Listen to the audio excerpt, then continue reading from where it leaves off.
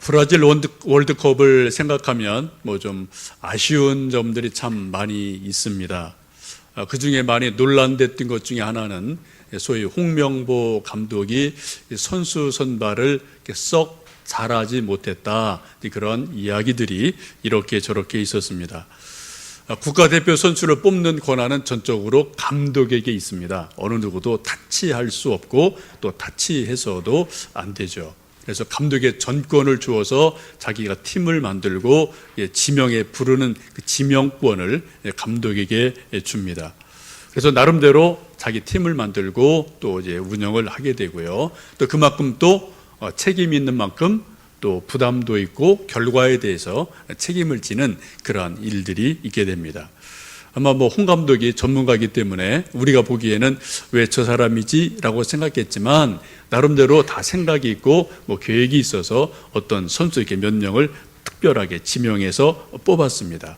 근데 결과가 썩 좋지 않으니까 이런저런 말이 나왔고 그 중에 하나가 소위 의리 축구다, 그러한 언론이 매스컴에서 나온 적이 있었습니다.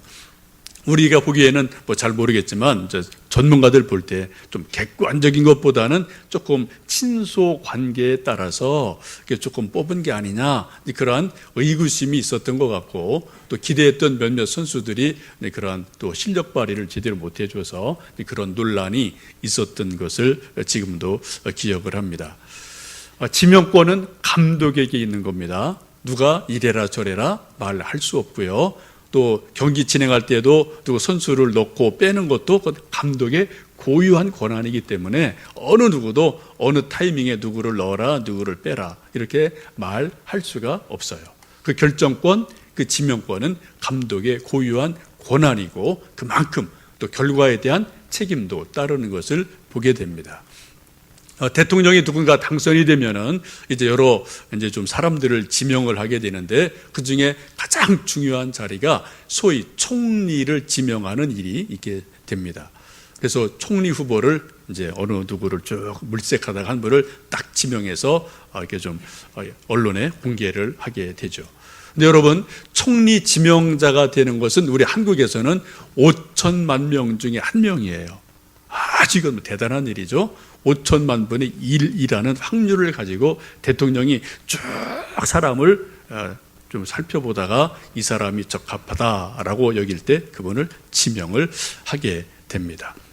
근데 뭐 아시는 것처럼 안타깝게도 우리가 몇 분을 후보를 지명했지만 이런저런 일 때문에 좀 혼란이 있었던 것을 보면은 사람을 지명하고 부른다는 것이 그렇게 만만한 일이 아니다. 이런 것을 우리가 뭐 인간관계에서 또 세상살이에서 뭐 늘 볼 수가 있습니다. 여러분, 지명권을 행사하는 사람은 다른 사람에게 없는 특별한 권리가 있는 겁니다. 반면에 그런 어떤 특별한 자리에 지명돼서 부름을 받은 사람은 또 그만큼 영광스러운 일임에 틀림이 없습니다. 좀 이런 얘기를 해보고 싶어요. 어떤 분들이 열심히 운동을 해서 태권도 대학을 나오고 이렇게 저렇게 해서 졸업하고 우리 주변에 보면은 태권도 도장 이런 거 하는 분들이 여러 분이 계시는데 그런 태권도 도장을 하는 그런 어떤 사람에게 청와대 경호실에서 어느 날 갑자기 전화가 와서 당신의 무술이 아주 대단하니까 당신을 좀 경호실에서 특채하고 싶습니다. 특별히 대통령 근접해서 좀 대통령 경호를 맡아주십시오라는 그러한 전화가 왔다면 여러분 어떻게 되겠습니까? 여러분 만약 그 당사자라면 이 동네에서 마을에서 태권도 도장을 운영하시겠어요? 아니면 딱 접어놓고 경호실 가서 대통령 근접 경호하는 거를 택하시겠습니까? 어떤 거 선택하시겠어요? 예, 뭐 무르나 만하죠. 도장 일단 접어놓고 그리고 경호실 달려가서 대통령을 근처에서 뭐 경호하는 그러한 일을 기쁨으로 감당을 할 줄 압니다. 이게 바로 누군가가 지명에 불렀다는 거예요. 이처럼 지명에 부르는 것에는 많은 의미가 있고 많은 또 영광이 있음을 보게 됩니다. 우리가 성경을 보면은 우리 하나님께서는 천지를 창조하셨습니다. 아무의 도움도 없이 홀로 하나님께서 천지를 창조하셨어요. 말씀으로 창조하셨습니다. 그런데 천지를 창조하시고 난 이후에 하나님이 이 세상을 다스리시고 하나님의 일을 만들어 가시는 과정에는 상당 부분 사람을 통해서 일하시는 것을 우리가 성경 속에서 보게 됩니다. 하나님이 에덴 동산을 창설하시고 그곳에 여러 가지를 다 준비해 놓으시고 아담과 이브를 놓으시고 그리고 두 사람에게 위임해서 에덴 동산을 가꾸어라, 잘 돌보라 라고 부탁을 하셨습니다.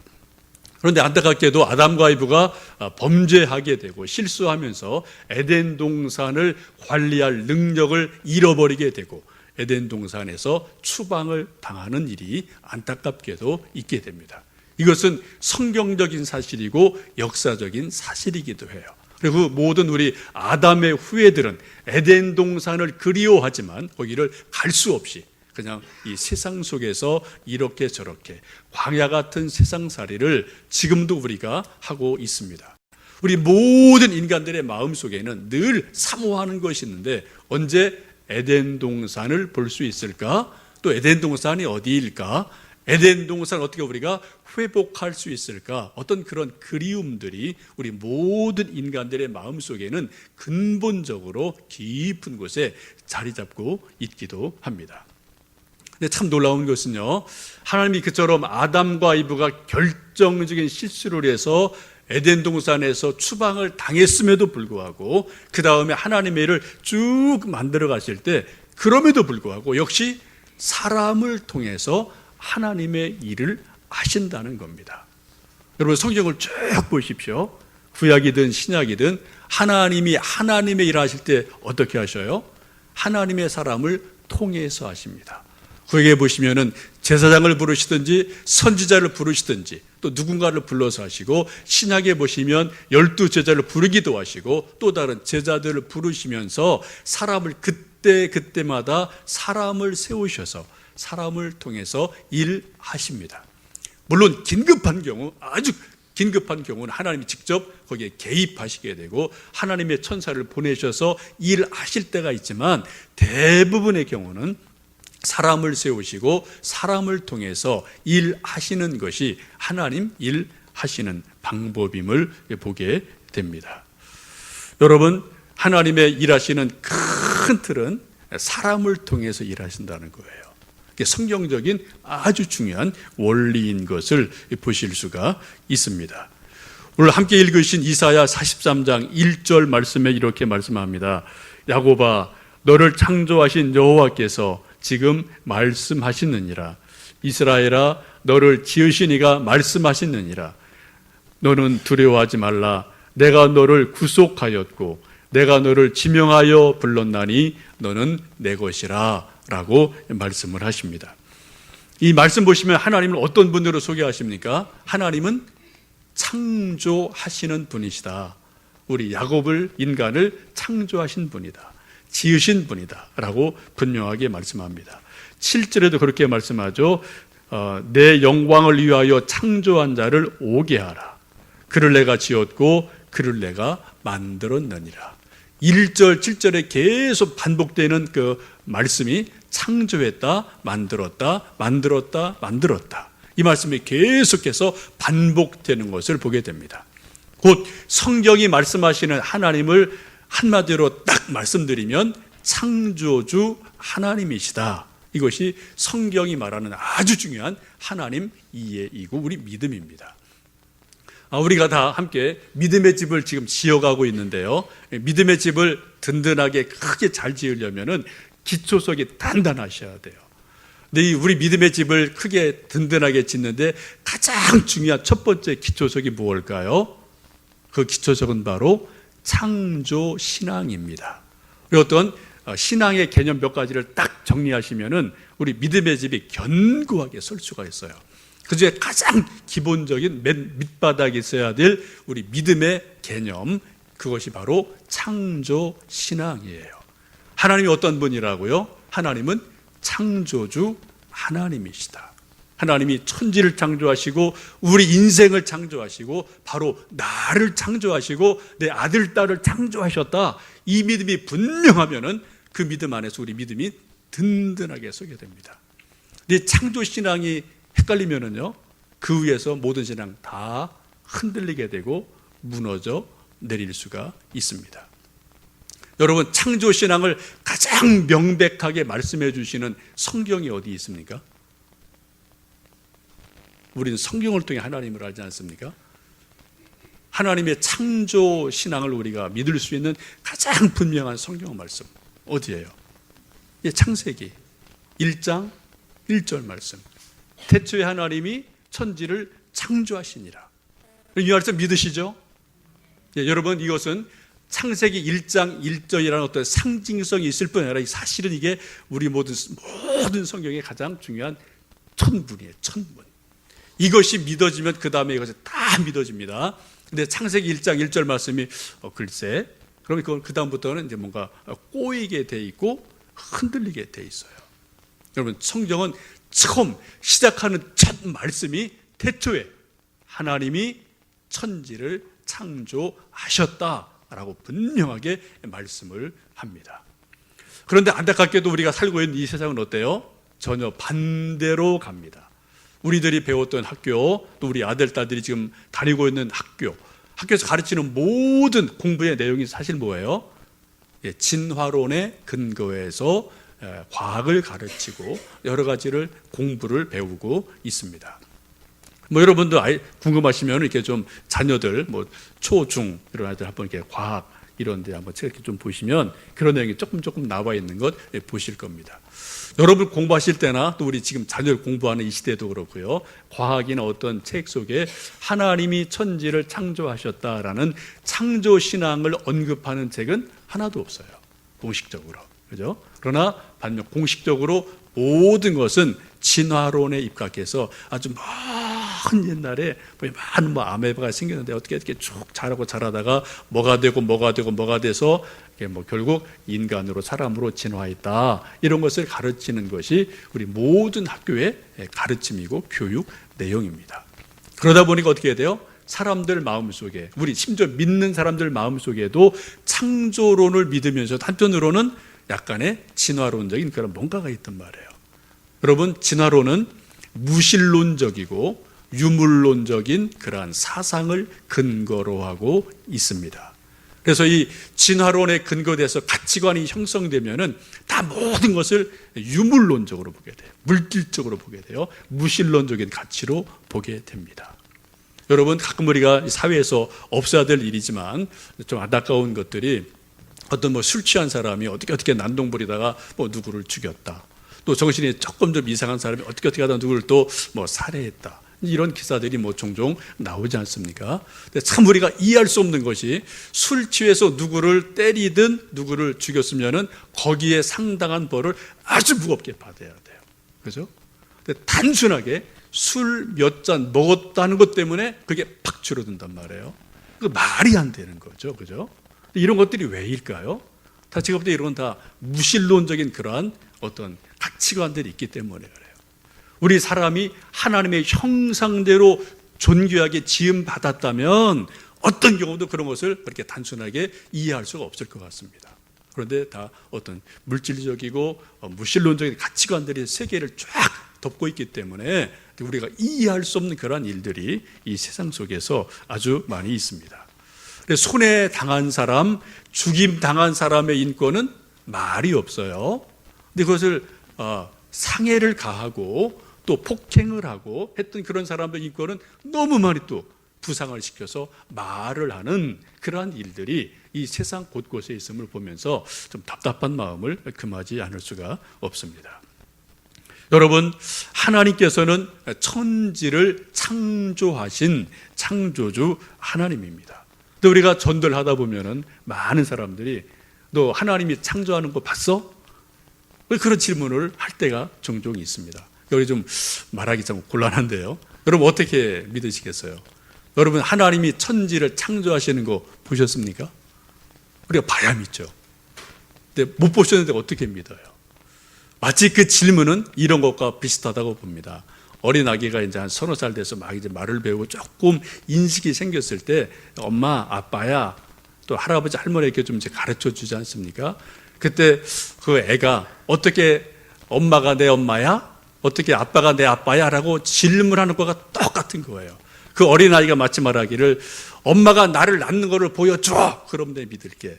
라는 것과도 비슷한 말로 볼 수 있습니다. 이게 말이 안 되는 거죠. 그죠? 우리는 하나님이 천지를 창조하신 것을 우리는 믿음으로 알고요. 성경 말씀을 통해서 알게 됩니다. 성경 분명히 말씀하기를 태초에 하나님이 천지를 창조하셨다라고 말씀합니다. 이것을 한참 뒤에 사도 바울은 우리 인간적인 지성을 가지고 우리 어떤 지각을 가지고 그것을 충분히 알 수 있다라고 논증하는 것을 우리는 로마서 1장에서 말씀을 통해 봅니다. 창세로부터 그의 보이지 아니하는 것들 곧 그의 영원하신 능력과 신성이 그가 만드신 만물에 분명히 보여 알려졌나니 그러므로 그들이 핑계할 수 없느니라 라고 말씀합니다. 이 피조세계 모든 곳에 하나님의 신성이 하나님의 능력이 다 스며져 있기 때문에 그것을 잘 살펴보면 어느 누구도 하나님을 부인할 수 없다. 하나님의 창조 능력을 부인할 수 없으리라 라고 사도 바울이 분명하게 말씀을 합니다. 여러분 이제 좀 가을이 조금 익어가는데요. 여러분 이 익어가는 가을 속에서 한번 자연을 잘 보셔요. 저녁 노을을 높아가는 가을, 바람 부는 것을 또 이렇게 나뭇잎들이 물들어가는 것을 또 들풀들을 조금 보시면 그 속에서 정말 기가 막힌 하나님의 능력을 하나님의 신비로우심을 여러분 보고 느끼시는 일들이 분명히 있으실 줄 압니다. 하나님은 창조주 하나님이셔요. 그 창조주 하나님이 오늘 말씀을 통해서 이스라엘 백성에게 하시는 말씀이 무엇입니까? 내가 너를 지명하여 불렀다라고 말씀을 하십니다. 마치 축구 감독이 어떤 특별한 선수를 지명해서 부르는 것처럼 천지를 창조하신 하나님께서 야곱을 우리를 지명해서 부르셨다라고 말씀을 합니다. 이 말씀을 통해서 수많은 사람들이 하나님을 만나고 은혜를 체험한 일이 참 많은데요. 아마 그 중에 대표적인 분이 윤형주 장로님이라고 이제 봅니다. 여러분도 뭐 그분 간증을 뭐 이리저리 좀 들으셨을 거예요. 저도 개인적으로 3번 그분 간증을 들은 적이 있습니다. 한번 이제 소망교회 여전도에 담당할 때 초청해서 한번 들은 적이 있고, 또 제가 어떤 교회 가서 한번 들은 적이 있고요. 또 한번 토론토 있을 때 또 친구 목사 교회에 가서 이제 들은 적이 있는데, 제일 그때 아주 생생하게 들었던 거는 이제 토론토에서 들었던 거예요. 거의 2시간 반 정도 했거든요. 보통 이런 교회 오면 1시간 정도 시간이 다 그러니까 짤막하게 했는데, 거기는 뭐 좀 모처럼 비행기 타고 멀리 오기도 하셨고, 또 이제 모처럼 이제 이민자들이 다 뭐 삶이 팍팍하고 다들 뭐 힘드니까 한번 모처럼 은혜 좀 받자. 그래서 아예 그냥 나를 확 잡아놓고요. 저녁 시간을 이렇게 쭉 비워놓고 아주 많은 시간을 이제 뭐 무제한으로, 소위 무제한으로 이제 간증을 듣는 그런 이제 분위기를 만들어 놨어요. 그리고 그분이 먼저 기타 치고 뭐 저 옛날 불렀던 노래도 부르고 이런저런 얘기 쭉 하시면서 간증하시는데, 정말 아주 리얼 스토리로 정말 들었던 기억이 지금도 납니다. 여러분 뭐 잘 아시지만 그분이 한참 잘 나가다가 1975년도 대마초 사건으로 갑자기 구속이 되면서 하늘 높은 곳에 뚝 떨어진 그런 경험을 하게 되죠. 그리고 서대문 구치소에 수감이 됩니다. 그리고 엄청난 고통을 당하고, 그리고 또 너무 그것이 힘들어서 어떻게 해요? 스스로 죽을 생각까지 하는 그 지경까지 갈 정도로 아주 고통스러운 시간을 갖게 됩니다. 그때 어머님께서 좀 찾아와서 성경을 이제 넣어주고 갔지만 뭐 성경이 읽힐 리가 없죠. 막 고통하고 한 달을 지나다 어느 날 갑자기 좀 성경이 보고 싶은 마음이 생겨서 도대체 성경이 뭔가 이렇게 쭉, 뭐 교회는 다녔겠지만 성경을 쭉 읽어 가다가, 그리고 어느 날 바로 이사야 43장 1절의 말씀을 읽는 순간 마치 감전되듯이 하나님의 말씀이 자기에게 임하는 것을 봅니다. 바로 1절 말씀이었어요. 야곱아, 너를 창조하신 여호와께서 지금 말씀하시느니라. 이스라엘아, 너를 지으신 이가 말씀하시느니라. 너는 두려워하지 말라. 내가 너를 구속하였고 내가 너를 지명하여 불렀나니 너는 내 것이다. 이 말씀 속에서 하나님을 완전히 만나면서 그가 거듭나는 역사를 경험합니다. 살아계신 하나님을 말씀을 통해서 만나게 되고요, 인격적인 만남을 만나는 놀라운 은혜 체험을 이 말씀을 통해서 감옥 속에서 경험을 하게 됩니다. 그분이 그렇게 말을 하죠. 내 인생이 단순히 내 것이 아니라는 자각, 하나님이 아들을 예수님을 내어주시고 자기 일을 부르셨다는 깨달음, 그때 서대문 구치소 감방은 저주의 자리였으나 축복의 자리요, 내 인생이 끝나는 자리 같았지만 다시 시작하는 자리였다라고 스스로 고백하는 것을 보게 됩니다. 모든 사람으로부터, 매스컴으로부터, 사람들로부터 나는 버림받았다, 나는 이제 끝났다, 내 인생 끝났다라고 감옥 속에서 처절하게 몸부림칠 때, 외로울 때, 그때 말씀을 통해서 하나님 찾아오셔서 내가 너를 지명하여 불렀나니 너는 내 것이다 라는 말씀 속에서 하나님의 아들인 것을, 하나님의 사람인 것을 깨닫고 거듭나는 놀라운 역사를 갖게 됩니다. 여러분, 우리가 지금 이 자리에 있음도 역시 동일한 줄 압니다. 저를, 여러분을 이 자리에 앉아 계신 것도 하나님이 우리를 지명하여 부르셨기에 우리가 이 자리에 있음을 압니다. 여기 계신 여러분 보시면 멀리서 가까이서 원근 각처에서 오셨어요.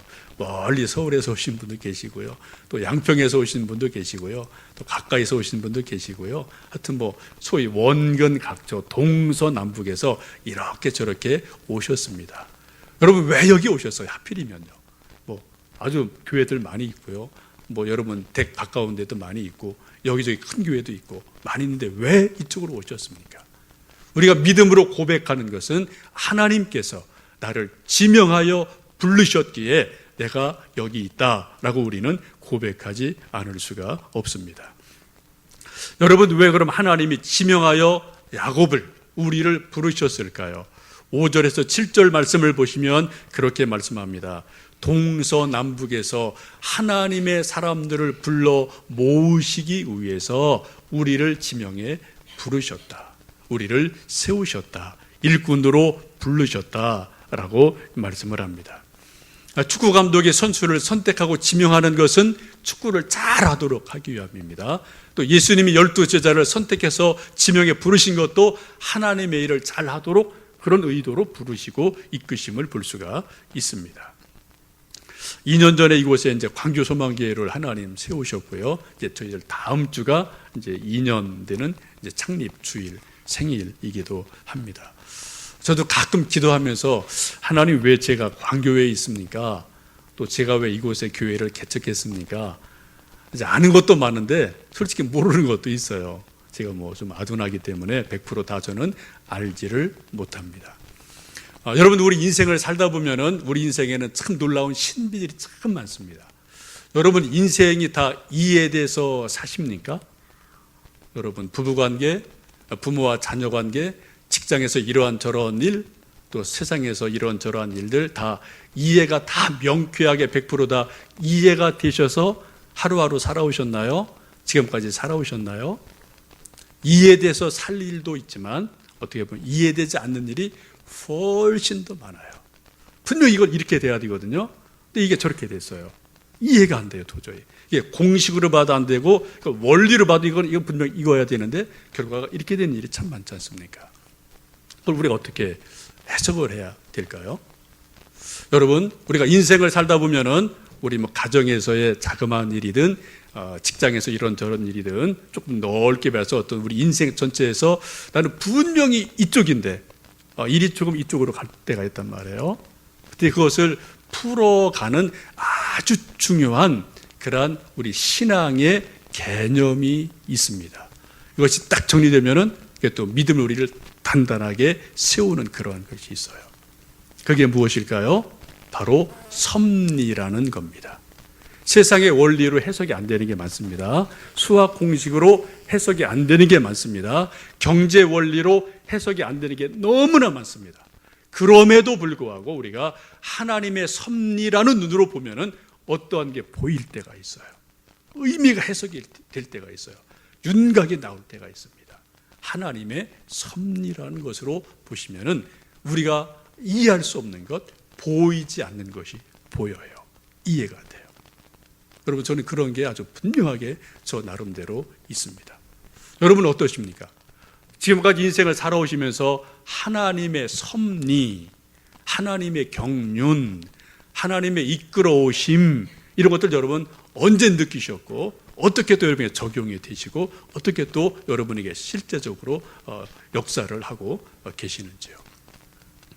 저도 교회를 세우고 또 교회를 쭉 섬기면서 이거는 하나님의 섭리라는 것으로 해석하지 않으면 도저히 제가 해석할 수 없는, 이해할 수 없는 일들이 지금도 계속해서 저에게 있고 또 앞으로도 없지 않아 있을 것으로 봅니다. 여러분, 인생의 답이 안 나올 때, 인생에 뭔가 막히고 고부러지고 또 이렇게 막 얽매여 있을 때, 그때 혹시 하나님의 섭리가 무엇일까? 그러한 눈으로 문제를 보시든 자기를 보시든 뭔가를 보시면은 뭔가 키가 생겨요. 해석의 어떤 실마리가 풀리는 일들이 분명히 있습니다. 하나님께서는 우리를 이곳으로 부르심을 믿습니다. 지명해서 부르셨어요. 왜요? 동서남북에서 불러 모으셔서 하나님의 일들을 하도록 하기 위해서 우리를 부르신 줄로 믿습니다. 이제 저희들 하나님의 일을 하는 것에 여러 가지 일들이 있지만 그 중에 하나가 소위 전도라는 거죠. 요즘 참 전도가 쉽진 않은데요. 저희도 이리저리 나름대로 열심히 전도를 합니다. 지난 금요일 엊그제는 솜사탕 전도를 저희들이 이제 했는데, 여기 이제 세비초등학교 가서 솜사탕 이제 쿠폰을 만들어서 300장을 나누어 줬어요. 소위 이제 사탕 발림이죠. 근데 이게 어떻게 하겠습니까? 뭐래도 먹을 게 있어야 또 오니까. 근데 여러분 아시다시피 솜사탕은 저희들 좋은 유기농 설탕을 써서 설탕 좋은 겁니다. 그리고 또 콜라 한 잔에 있는 것보다도 사실은 설탕이 작아요. 솜사탕 그거가. 이거 과학적으로 다 이게 다 발표된 거니까요. 하여튼 저 솜사탕 쿠폰을 쭉 300장을 나누어 줬습니다. 몇 명 왔을까요, 여러분? 300명 받은 아이 중에 몇 명 왔을까요? 예? 예? 30명. 네, 10분의 1. 또요? 예, 감사하게도 90명쯤 왔어요.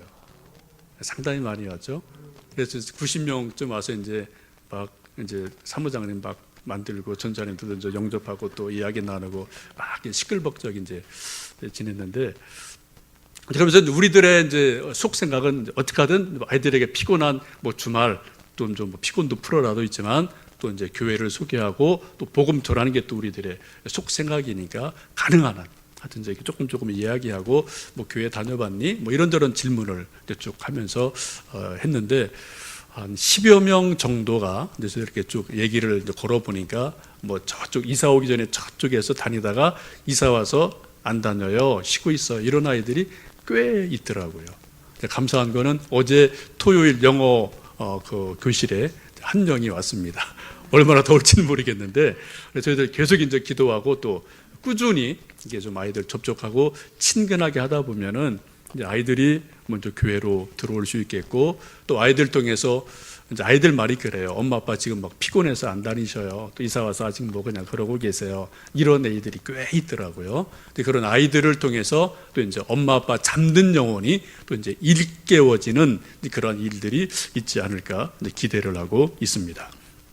감사한 것은 우리가 가을을 맞이하면서 우리 교회 이런저런 이제 긍정적인 움직임들이 있는 것을 감사합니다. 이런 솜사탕 전도라든지 또 영어 교실, 일어 교실, 독서 교실, 또 긍정 언어 교실, 혹은 또 제자 훈련, 또 이런 공기택 선생님 오후에 오늘 특강, 이런 것들이 계속 이어지면서 우리가 믿음을 격려하고 또 서로 그렇게 격려해 주는 그러한 일들이 있음을 감사드립니다. 그 중에서도 참 감사한 것은 우리 광교소망교회를 말씀으로 세우고 또 일꾼으로 세우기 위해서 우리 여자분 5분, 남자분 6분이 이제 함께 저와 함께 성경 공부를 이제 시작하도록 이렇게 좀 동의해 주셨어요. 여자분들은 화요일 날 시작을 했고 남자분들은 오늘 이제 오후 3시부터 공부를 하게 됩니다. 16주간 이분들이 완주할 수 있도록 여러분 기도해 주시고요. 좀 만나시면은 격려해 주시고요. 우리 가족들, 부부라든지 부모님이나 자녀들은 이분들은 이제 특별한 훈련을 받는 거로 생각하셔야 돼요. 이제 군 입대했다라고 생각하셔야 되기 때문에 여러분 가정에서 일들을 조금 많이 배려를 해 주셔야 돼요. 그래 목사가 불러서 성경 공부하러 간다 그러면 무조건 오케이 하셔야 돼요. 저를 좀 믿어주시고 저에게 좀 도움을 주셔서 그 일 간다 그러면 무조건 오케이 하고 좀 허락을 해주시고 동의를 해주시고 좀 배려를 해주시면은 정말 감사하겠습니다. 또 감사한 것은 우리 이은실 집사님 찬양단을 지금 꾸준히 준비하셔서 한 2달 됐는데요. 토요일 오후마다 한 15분, 20분 모이셔서 열심히 찬양을 하시는데 찬양하시는 분들마다 얼굴이 환하시더라고요. 그리고 좀 말씀을 들어보니까 이렇게 뭐 적진 않지만 이제 다음 주일날 창립주일 때 그분들이 앞에서 찬양을 하실 터인데 그때 한 40-50명의 찬양단의 성량으로 성령 충만하게 뭔가를 보여주겠다라는 그런 좀 마음으로 지금 준비하고 계셔서 얼마나 감사한지 모르겠습니다. 하나님이 우리를 부르신 이유가 무엇일까요? 하나님이 이 일을 위해서 우리를 부르셨어요. 그런데 21절을 보시면 이렇게 말씀합니다. 이 백성은 내가 나를 위하여 지었나니 나를 찬송하게 하려 함이니라. 하나님이 우리 인간을 지으신 가장 중요한 목적이 뭐냐? 바로 하나님을 찬송하도록 하기 위해서 우리를 지으셨다라고 말씀합니다. 인간의 창조 목적의 최종적인 목적이 이거예요. 우리 인생들로 하여금 그 입술에서 영혼에서 하나님의 이름을 높이는 찬송 소리를 받으시고 싶은 것, 이것이 바로 하나님의 창조의 목적이기도 합니다. 그러므로 우리가 찬송을 열심히 부르고 뜨겁게 부르면 하나님이 우리 인간을 만드신 목적을 우리가 감당을 하는 거예요. 여러분, 찬송은 단순한 노래가 아닙니다. 여러분, 찬송은 엄청나게 깊은 영적인 의미가 있는 거예요. 여러분, 찬송 중에서 하나님을 만나보시면 좋겠습니다.